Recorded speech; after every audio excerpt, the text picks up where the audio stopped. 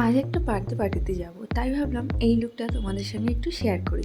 এই ভিডিওটা 18 জুলাইয়ের, কিন্তু আজ এডিট করে আমি পোস্ট করছি। আমি প্রথমে মুখটা ফেস ওয়াশ করে এসেছিলাম, তারপরে আমি একটু গোলাপ জল দিয়ে ভালো করে মুখটা ক্লিন করে নিলাম। তারপরে আমি যে ক্রিমটা ইউজ করি সেটাই দিয়েছি। তারপরে আমি আইব্রোটা করে নিচ্ছি। আইব্রো করার পরে আমি একদম হালকা করে একটু কনসিলার লাগিয়ে নিচ্ছি। আমি মেকআপ সম্পর্কে খুব একটা জানি না, যতটুকু আমি পারি ততটুকুই তোমাদের সঙ্গে শেয়ার করছি।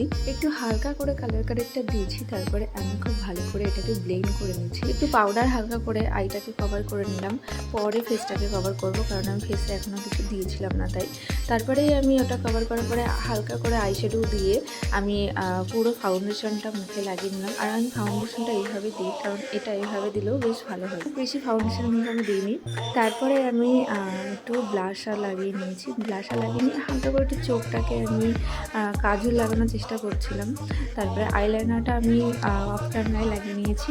প্লাস লাস্টে লিপস্টিক লাগিয়ে নিলাম পিঙ্ক কালারের, কারণ এই ড্রেসটার সঙ্গে পিঙ্ক কালারের লিপস্টিকটাই খুব ভালো। দেন আমি হেয়ারটা একদম সিম্পলভাবে ছেড়ে দিয়েছি, একটা ক্লিপ লাগিয়েছি জাস্ট, আর এই রকমের একটা ইয়ারিং পরেছি, আর কিছু চুড়ি পরেছি।